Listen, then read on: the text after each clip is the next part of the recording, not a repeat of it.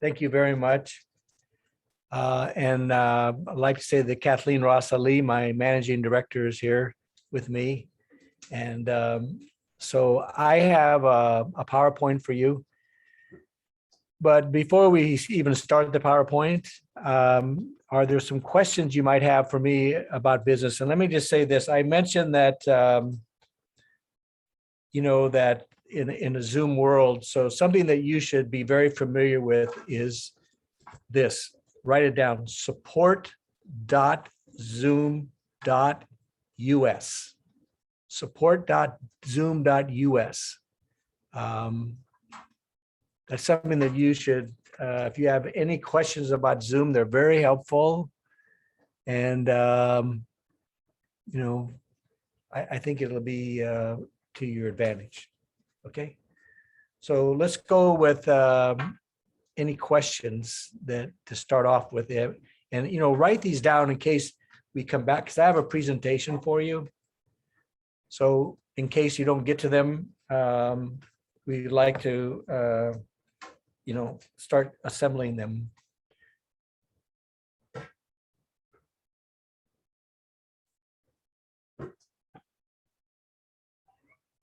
Any questions to start off with?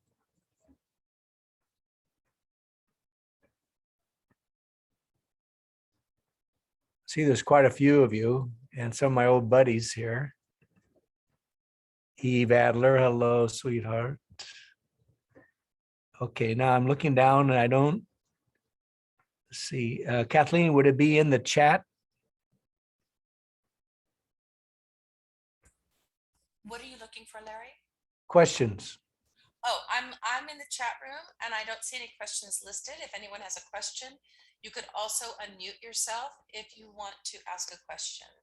Okay. And RJ just wrote, questions generally arise during the presentation. Okay, so I'll start the presentation. There you go. Now let's see if I can just hang in there, Kathleen, till I make this happen. Share screen. And there it is. All right. Remember to put it in presentation mode. Let's see. The bottom of your screen. Remember where Karen showed you earlier today? Yes. Okay. There it is. Brilliant. Okay. So if you're going to be in a business and you're a yoga teacher, I think that you have to start with the yamas. Okay, you're a yoga teacher, you're in business, you start with the yamas. So this is nothing new to you people, but it's worth just, reviewing. What's this? Get out of here. Quit. Okay. The first one is ahimsa, which is not physically harming others, or not thinking negative thoughts about others, or making sure that we do not,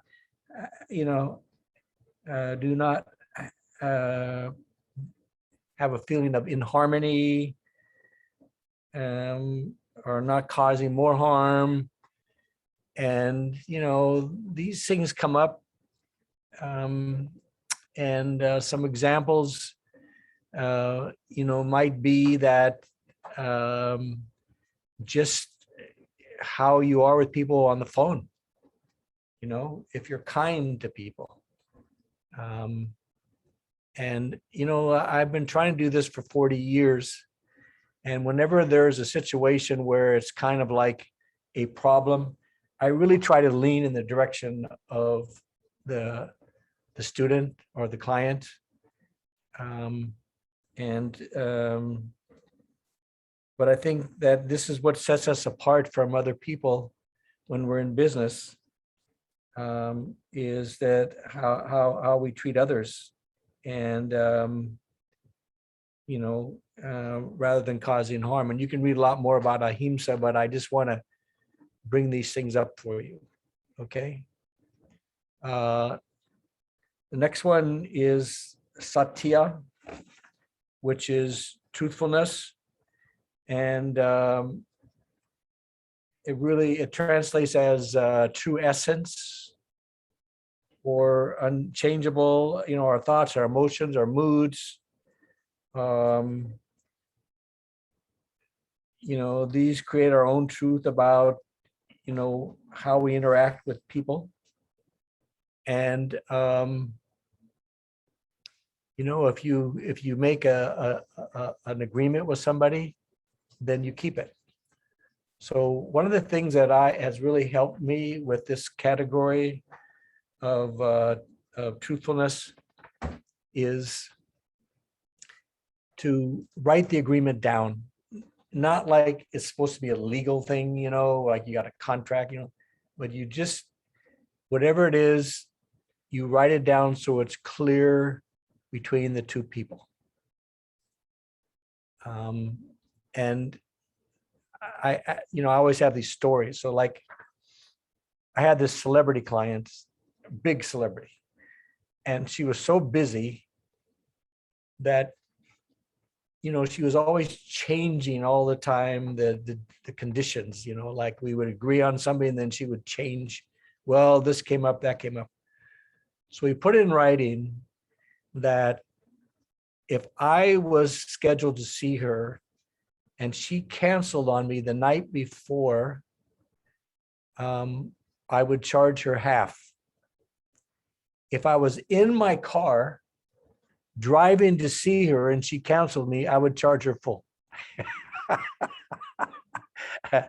So it's like, whatever it is, the truthfulness part is that you put it down in writing that so both people can, see it, Asteya, non-stealing, that comes up in a lot of ways. But,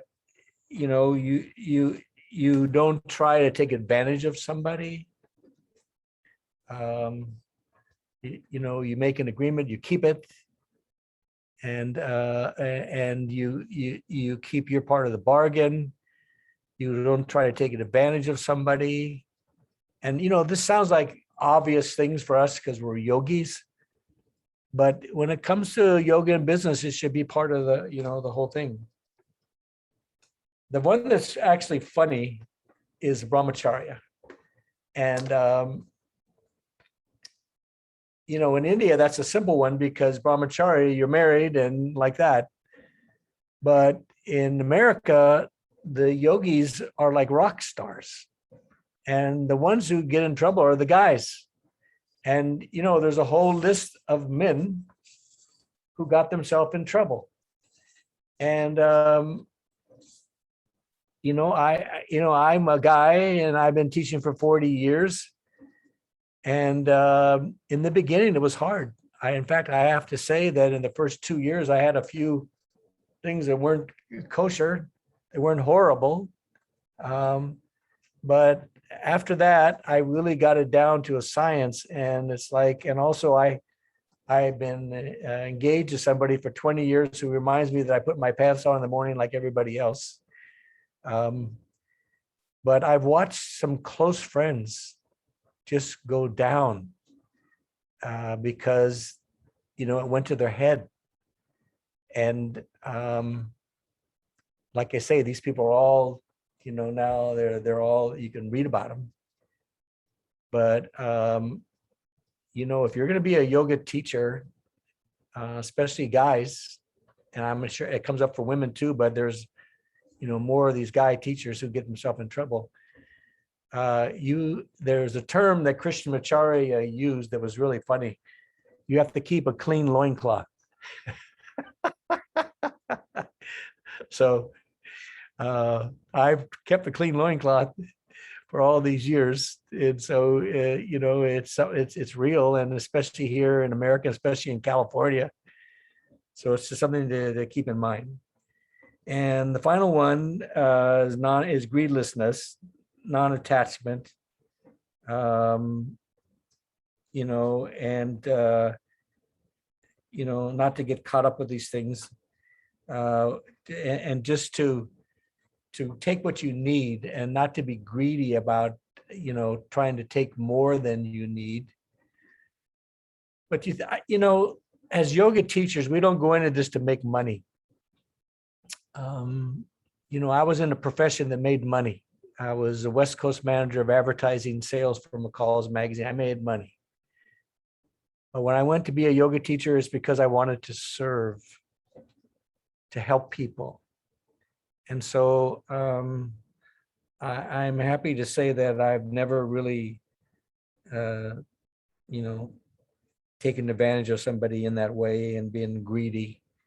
And, whenever I would do my big retreats in places like Kauai, I would always give like 10% of what I made to the local foundations. And I've tried to do that throughout, set up these things where I'm always, giving back.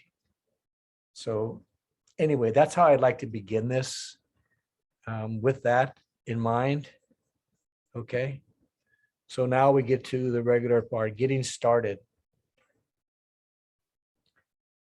And like I say, you can break into this with your questions if I have to have some way of recognizing it. When you first get started, you take a teacher training from someplace. And what you'll find is that the people who offer the teacher training almost always exclusively hire the people that they've trained. They don't usually take people from the outside unless you have a big following, and then that's going to make them, more business.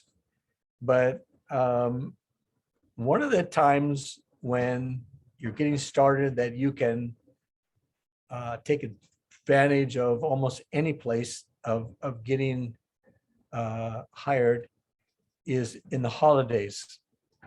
So during the holidays like Christmas and so forth, Thanksgiving, there are a lot of people who take breaks. And so there's an opportunity to get into a place that you've kind of always wanted to get into, and just to let them know that you're available at particular holiday times.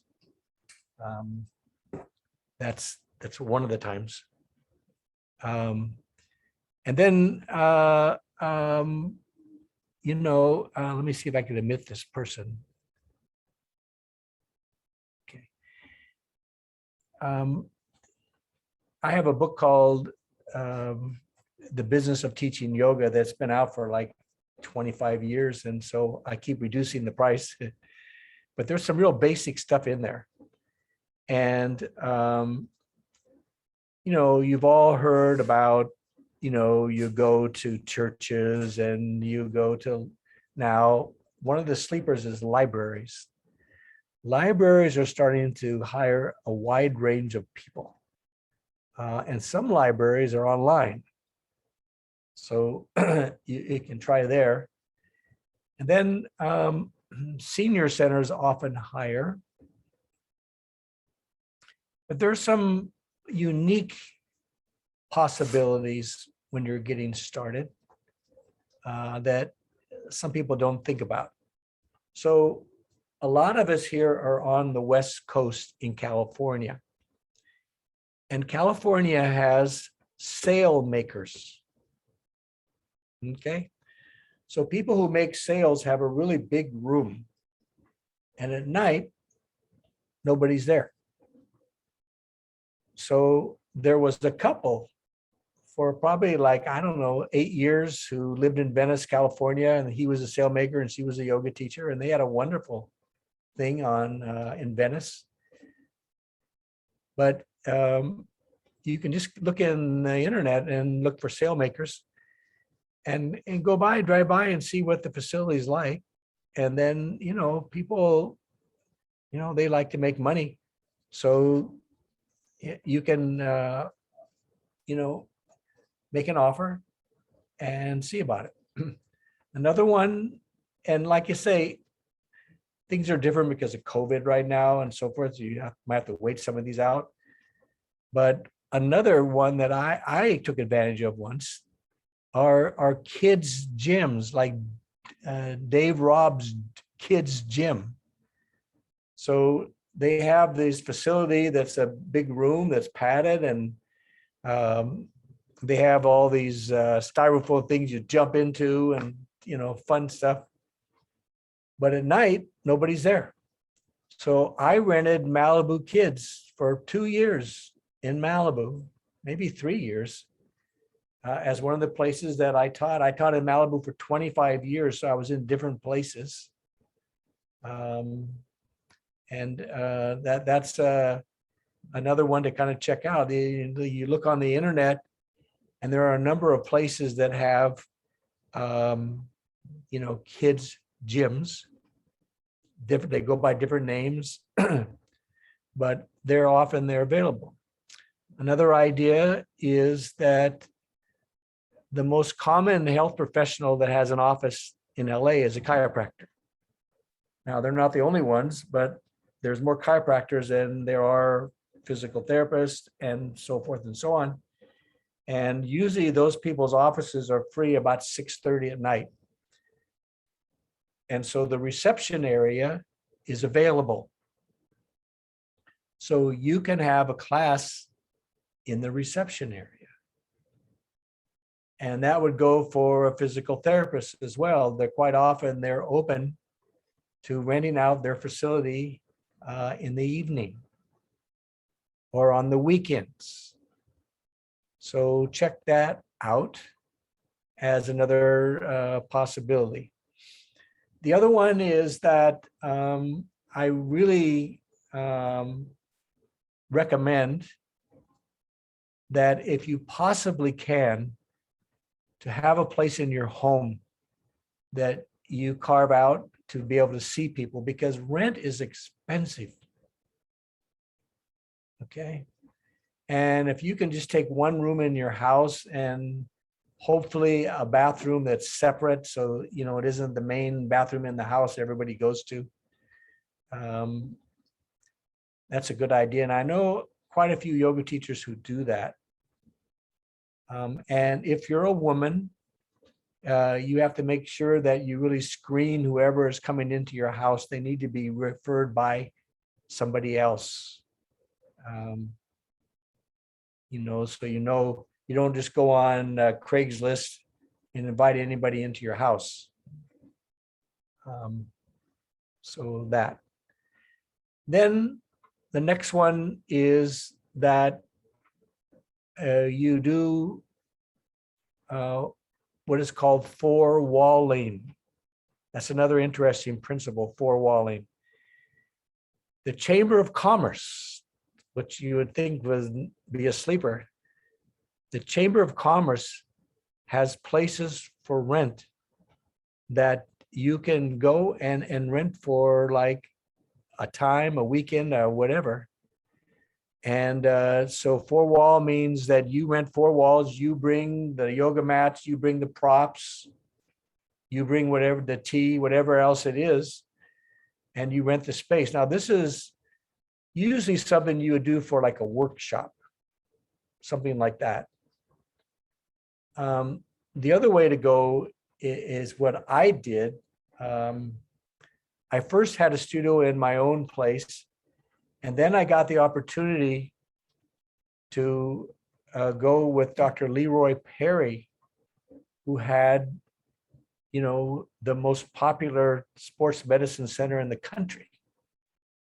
And he had a integrative clinic, one of the first ones. So he had a neurologist there. He was a chiropractor. He had other chiropractors. He had a physical therapist there. He had a podiatrist there. He had, acupuncture, reflexology, all those things.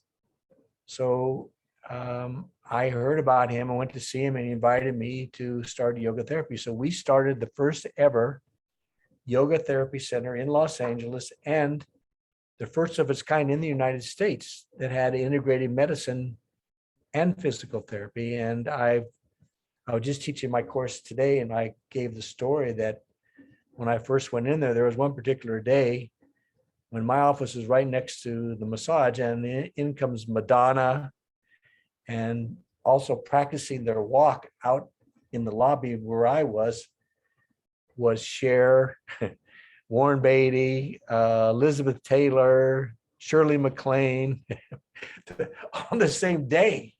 We're out there, and it was really heavily star-studded, and it was a wonderful experience. So we made a deal for 50%. He started off 5% higher, and I had a lawyer, and we wiggled down.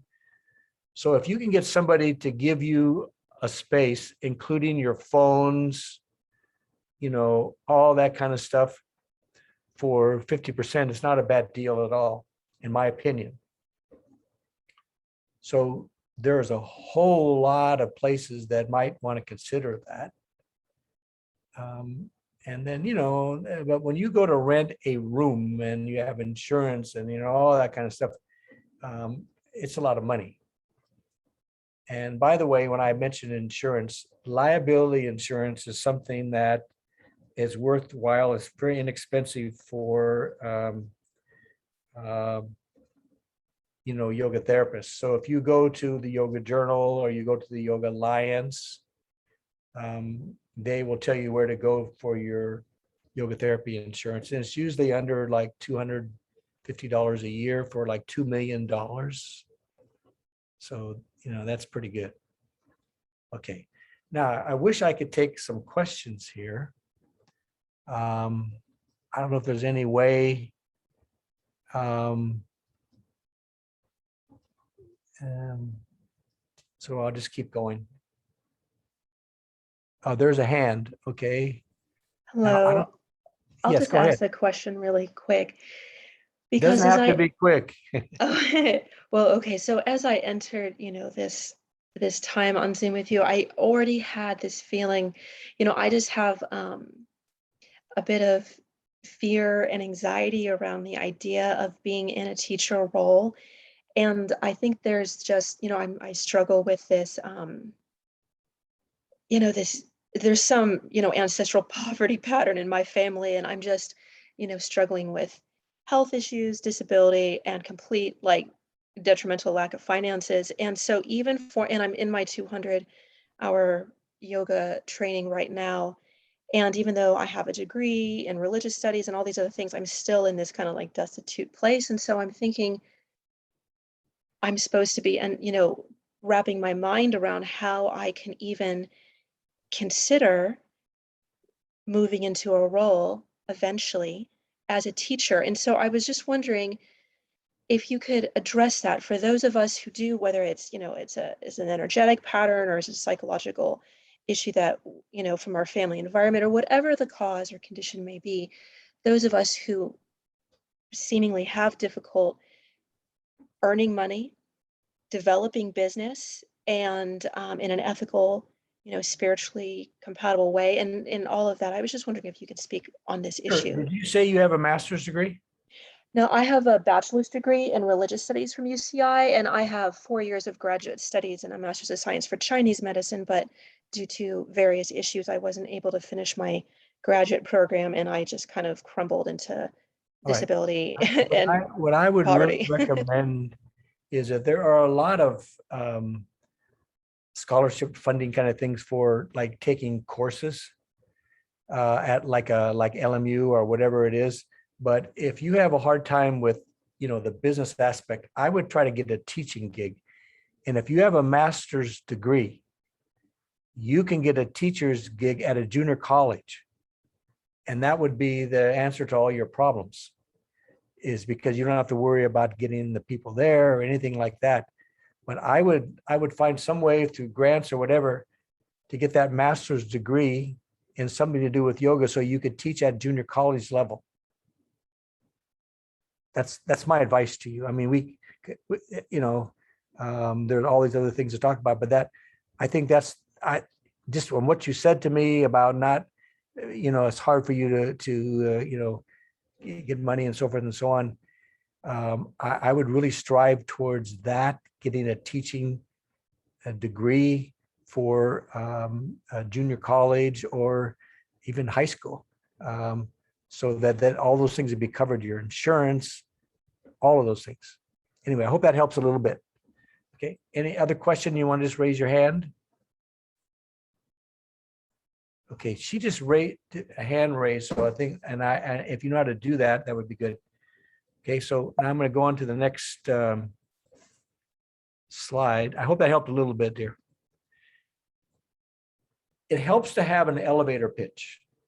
Okay, so hi, I'm Larry, I'm a yoga therapist, versus hi, I'm Larry Payne and I have an ageless method to improve your immune system. I'm a yoga therapist. Come up with a couple sentences that are not just I'm a yoga therapist. Because you're going to go to some business meeting and they're going to ask you to introduce yourself. I have an ageless method to improve your immune system. I'm a yoga therapist. Who doesn't want to have their immune system improved right now? So come up with a few lines that you can say to somebody instead of just I'm a yoga therapist. It's called an elevator pitch.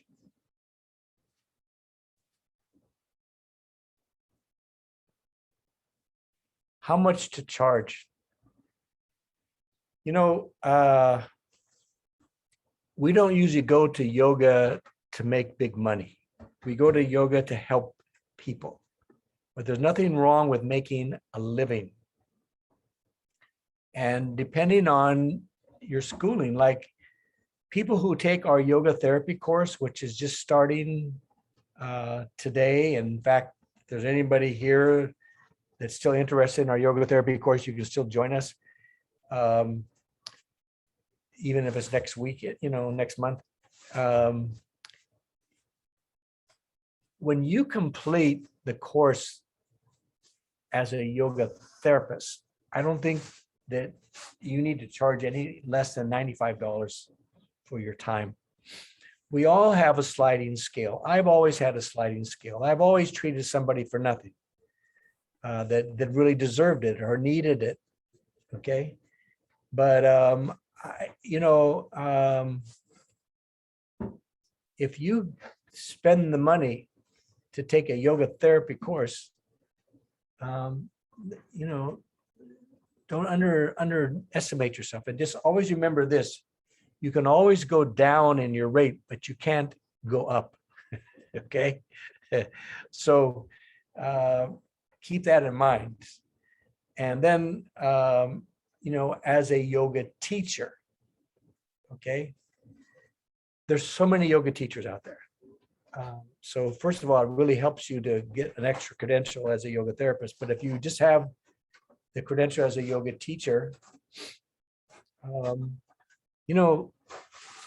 Pilates teachers are making $150 an hour for private sessions. It's kind of like a supply and demand. But one of the things is whether you go into someone's house or not.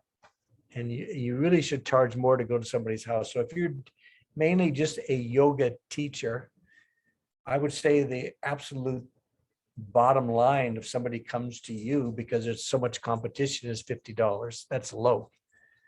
You go to somebody's house between 75 and 100. And I'm only saying these low numbers because there's so many yoga teachers out there. And then I made the higher fee for a yoga therapist because you've taken the training. And then as far as group classes online, the lowest classes almost always ever charged are from Shivananda. So you can see what they're charging for their classes, and that's the lowest. Sometimes a senior center is also low. So you can go, one of the best senior centers in the country is the Culver City Adult School, or Culver City Senior Center, I mean. And you see what they're charging. That's another way to kind of go.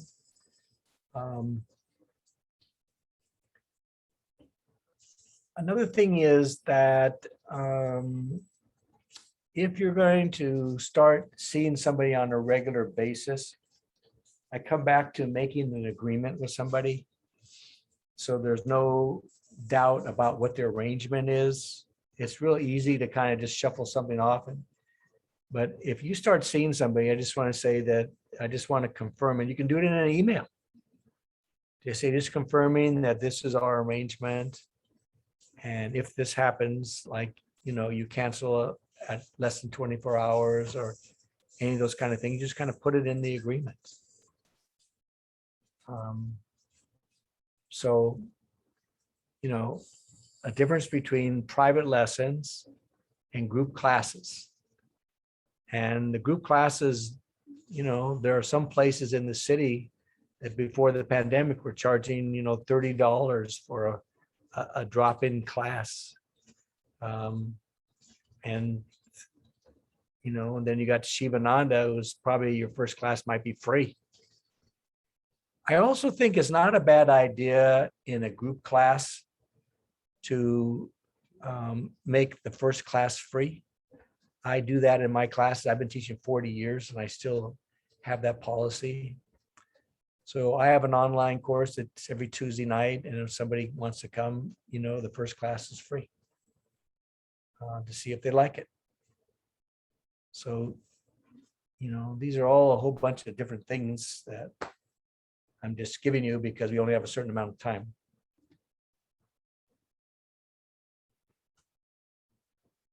And I've talked about the difference between private lessons and regular, and then yoga therapy. You need to be a certified yoga therapist to call it yoga therapy.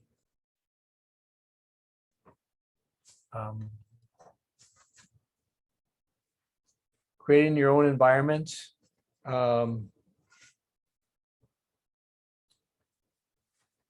A really nice way to get started is if you can create a space in your home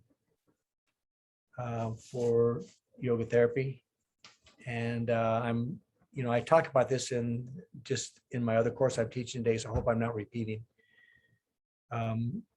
But if you can carve out a place in your living space that is kind of private, has its own bathroom, especially. If you're a woman, you can't just go on Craigslist and have anybody come in. You have to have it be referral from somebody. And then, you can decide if you're having groups there to have tea afterwards. That's always a nice touch. And then you have the whole thing about music. Music is a whole thing. In India, they don't have music in the classes. But in America, people grew up with music.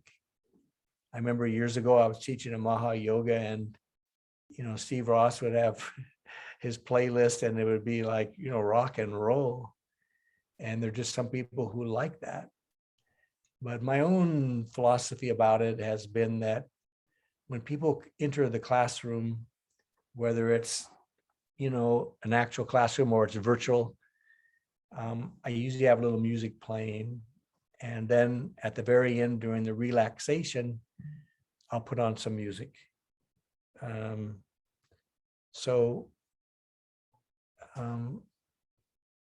If you're somebody, though, that wants to put on music during your class, it's your call.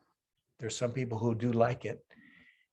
What you'll see now when people buy videos, download videos, they don't have music on them.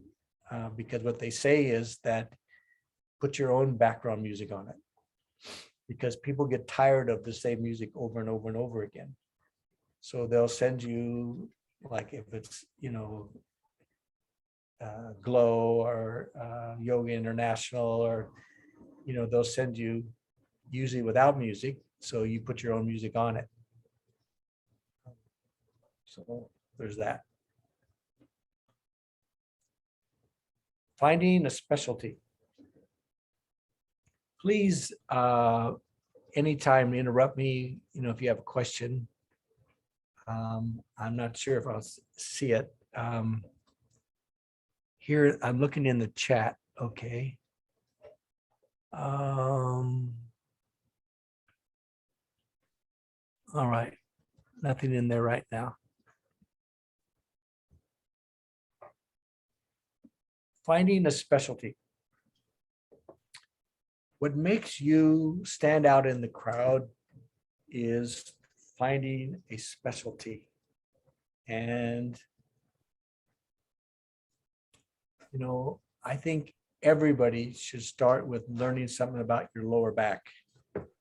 90% of all Americans will seek professional help for lower back problems sometime in their life. And yoga therapy is one of the best cures for lower back problems. So, you know, I would really start with that, and it'll draw you a lot of clients. Then after that, you have a lot of specialties. Like there's someone in our yoga therapy class who wanted to specialize in people that had sexual trauma. And usually, you know, this is something you've had yourself. And so now you're able to share, you know, how you got through it. Pregnancy is another one. Getting pregnant is another one. Conception, fertility, that's a big one. And yoga is good at that. You can also partner with like an acupuncturist or another doctor about, you know, doing that in partnership. But think about what possibly you've gone through yourself and came out the other side that helps you to become, you know, good at helping somebody else. So there's a name for that. It's called Acharya. So there's a guru who's just so enlightened they can fix everybody and so on. But an Acharya is somebody who has had a problem, learned how to fix it for themselves or from somebody, help them, and now they can reach out and help other people. So that's another way to have a specialty.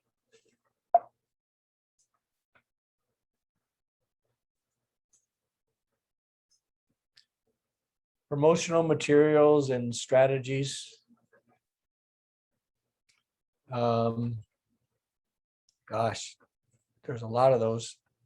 So the first thing though is that, you know, if you're really new at this, you need a website. And there's a lot of ways to go. Years ago, a good way to go was WordPress. And I'm sure since then, there's been probably 10 other places that offer you already something that's already made and you just kind of plug into it. But you need a website, in my opinion. And then your mailing list is like your Bible, you know, these are the people you met along the way, and maybe some you met in your group class, some you met private sessions, some you met at a workshop, some were given to you by a doctor, all that. And, you know, MailChimp is like a good source for a lot of people use. And then still to this day for keeping track of your clients and what they do, FileMaker. I'm sure those of you listening have, you know, other ideas and so forth and so on. I've had FileMaker for like 20 years, more than that actually. And like, for instance, you can put in who went to a group class, who was a private session, who went to a workshop that you had, who are people taking your courses at Loyola Marymount University or wherever you teach. And then, you know, you can do very specific mailings.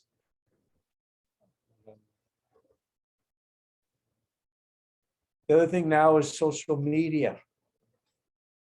So I think most of you probably watching this are younger, certainly than I am. I'm in my 70s. But I have, because of the course at LMU, I have to be on Facebook almost every day, at least watching and reacting and so forth and so on. So Facebook is a good one. Instagram. I know that some of you are on TikTok. But, you know, there's always, you know, younger and younger, there's different ones, but the ones that I see the most people using in the yoga community are either Instagram or Facebook. And, you know, I'm sure there's a whole bunch of more you could guide me towards. But, when you want to promote yourself and so forth and so on, it really helps to go on. And I've talked to a lot of experts, and they say that really for the money, if it is your age bracket, that Facebook is still pretty good. And, when you buy more expanded reach from them, it's very reasonable. So, and then there's someone in my building who has a huge successful meditation course, and they invested at one time $30,000 on Facebook, and it came back in their favor big time. So, depending on what you want to do, how much money you have to spend, Facebook for like $5 will allow you to expand your promotional list. And then just regular mailings to your people. Sometimes just picking up the phone and calling somebody and checking in on how they're doing. These are other ways. I wish I could hear more interaction from you. I just can't really see it. Let's see. Rena, are you trying to ask a question? Or Sandaya Joyce? Maybe if you do the hand raise thing, I can find you, or you're in the chat. There's 41 of you out there. Not seeing anything in chat. Okay. All right. So I'm just going to keep going. I have another quick question, actually. Oh, Larry, good. Who's asking the question? This is RJ again. You mentioned earlier about safety concerns for women in particularly, or anyone who, bringing, if you set up things so that you might have classes in your home, for example, it's important to screen the people coming over. You had mentioned this. And so I was wondering, for those of us who do have issues with safety concerns, or perhaps some, personal context of trauma, is it possible to successfully set up a business, a yoga practice in business on Zoom, online, where you don't have to be in physical space with others? I was wondering if you could share some thoughts on this. Thank you. Absolutely. And I'm glad you brought it up, because that is one way to go. It's just that Zoom is so competitive now, there's so many. So Zoom is one of the ways to, get around that. And like I mentioned before, if you're not that familiar with Zoom, if you go to support.zoom.us, almost anything that you're looking for, like how to set up a business online, any of that kind of stuff, they have it there to help you. And the part that's hard is just getting yourself out there, so people know that you're there. And one of the ways that you do that is on social media, like letting people know on Facebook or on Instagram or any other thing that you go on, that you are available on Zoom. And if you are on Zoom, okay, you have to learn something about lighting. And the light should be in front of you. Okay. So you can buy these ring lights. I'll show you, hang on a second.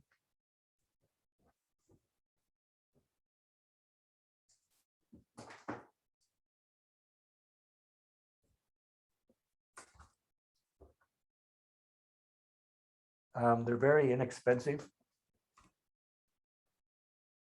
And I've had some people say, oh, those are just junky and all that, but I don't think they're junky.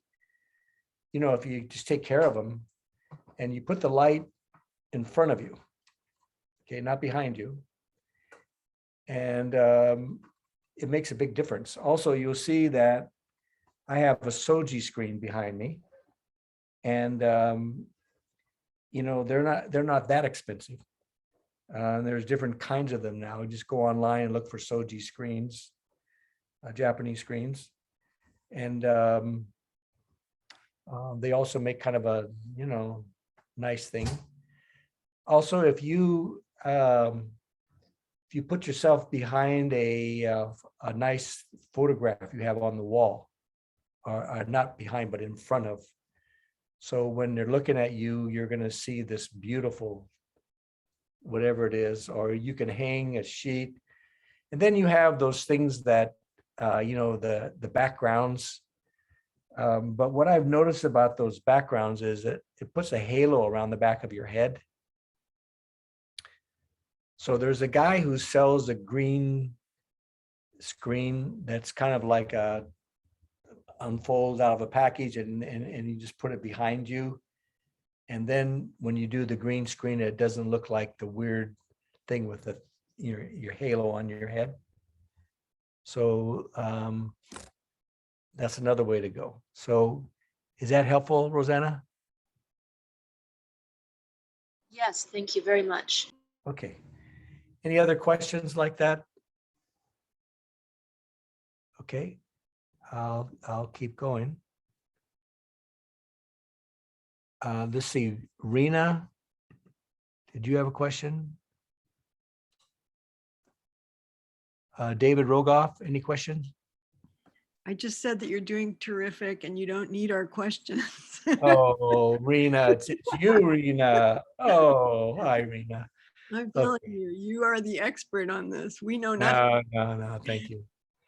Well, I've been doing it for a long time, and also I'm doing it every weekend when I'm teaching the courses. So I've learned these little things about it. One of the really important things is lighting.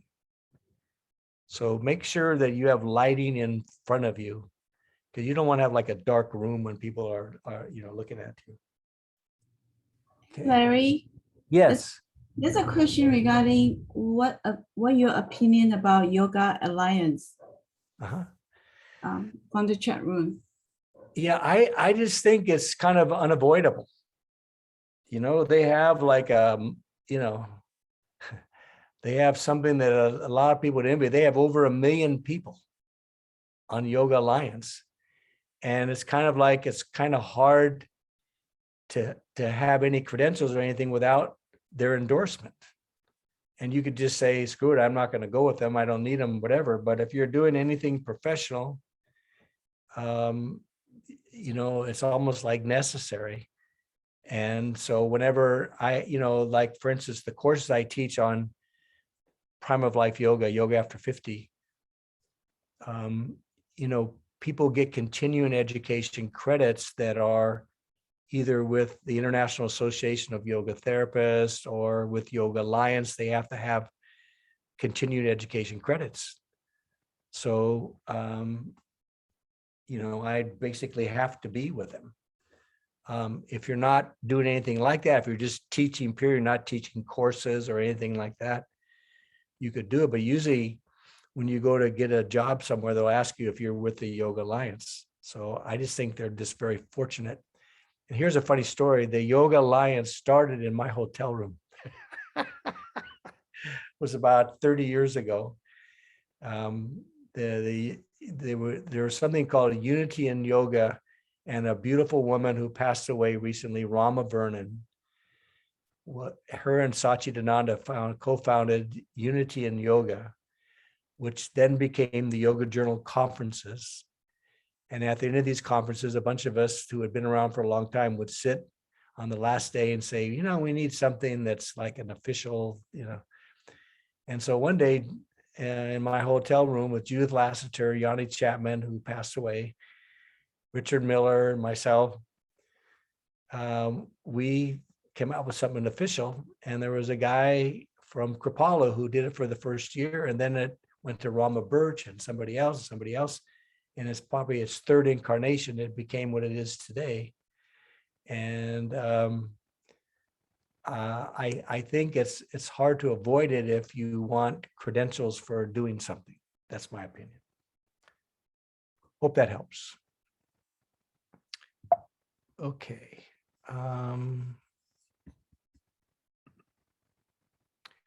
yoga in corporations.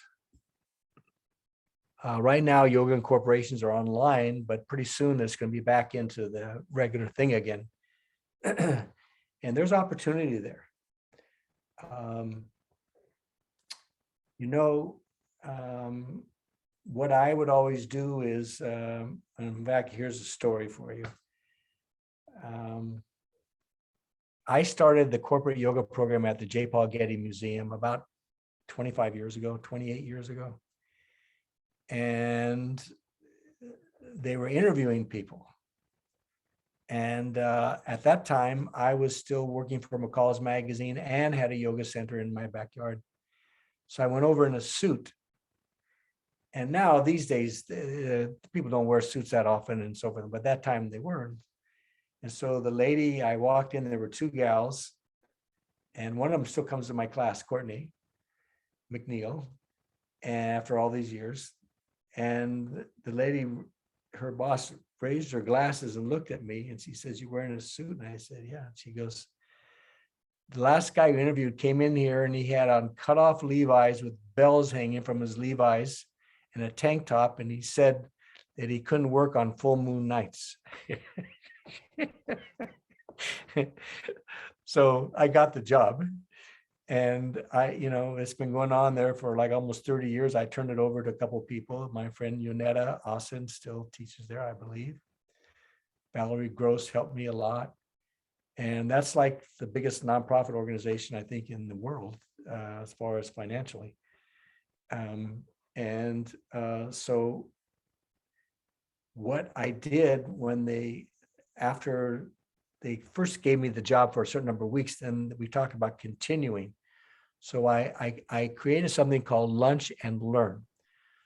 So when we finished the initial, 6 weeks or whatever it was, and when I was pitching them to continue, I asked them, all corporations have a computer in every desk in their organization. So I asked them to make an announcement that I was going to have a lunch and learn, that they could bring sandwich or whatever. And I put on a talk at a demonstration about yoga. And the benefits for them was that it was going to be right at their place. And also I'd be charging $2 or $3 less an hour than what they would pay in a yoga studio. And the way that works out really good in corporations is they pay by the month. Now, the big deal, though, is that, they're going to get their people doing yoga, which is going to make them more productive. The people are going to get a good deal.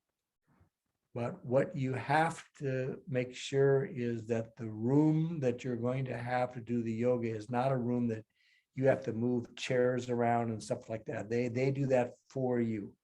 You can get stuck with having to get there like a half hour early and have to move everything around, and so there's a corporate room and they can move stuff around for you, or you can have it in the cafeteria, which is another place, to have it. Now, something's going to come up when people are doing it by the month, and it's going to be that, I'm doing this every month, but last time I missed 3 sessions or 1 session or 2 sessions. So what I let the people do when they re-sign up is that I let them take off 2 sessions off for the next time that they sign up to keep it going. And the monthly thing worked out really well. Also, you need one person to be your, assistant. And that person gets like a discount. And that person also is your phone tree. So for instance, let's say that you're running late to get there. That person calls everybody and tells them you're running late. And that person also gets, feedback from people that you need this or that. And then, you funnel it through to you. But corporations are a great source. Right now, all the corporate stuff is online. And, a lot of corporations are going to stay online, but a lot of them are going to go back. So that Lunch and Learn is a nice format. You could also do the Lunch and Learn format online.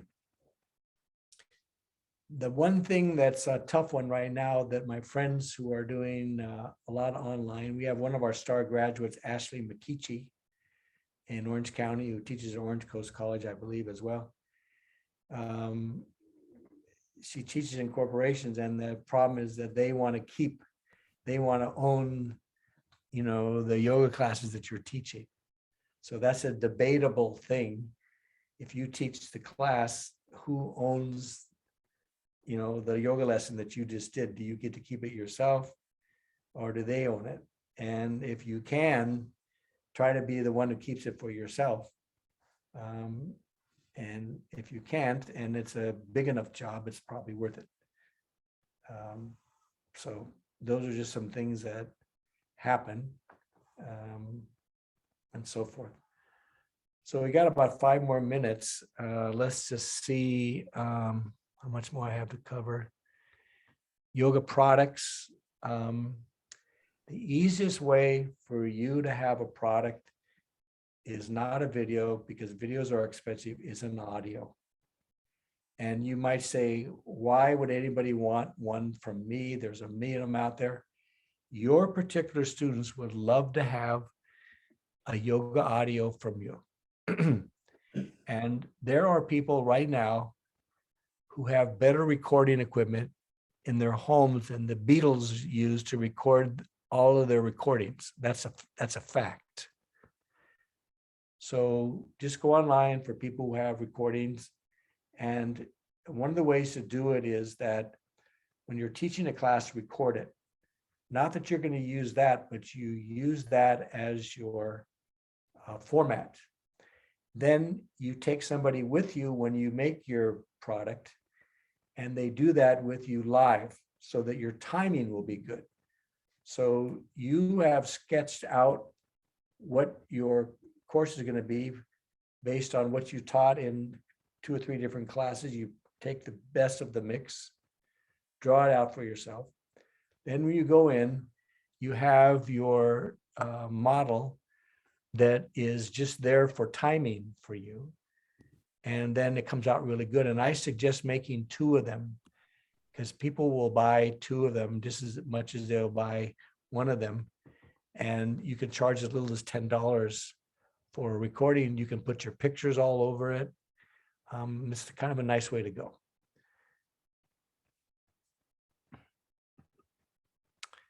Preventing burnout. When you're teaching the class and it seems like you're doing the same thing over and over and over again, you're sick of the music, all those things. It's time for you to take a course from somebody else to get some new information. I'm just making this real brief because of the time. So then we come down to yoga retreats and so forth and so on. So I'm giving you the formula for a yoga day that is the easiest way for you to make money and get your name out there. First of all, to get started, you have an uncle that has a really cool house with the backyard that's fun to be out there for 2 hours. It's got a pool, it's got a beautiful environment, all that kind of stuff. If you can afford to rent something, that's cool too. But often you start off with somebody's home. When I was teaching in Malibu for 25 years, people would fight over whose house I would use for the yoga days. That's the truth. Okay.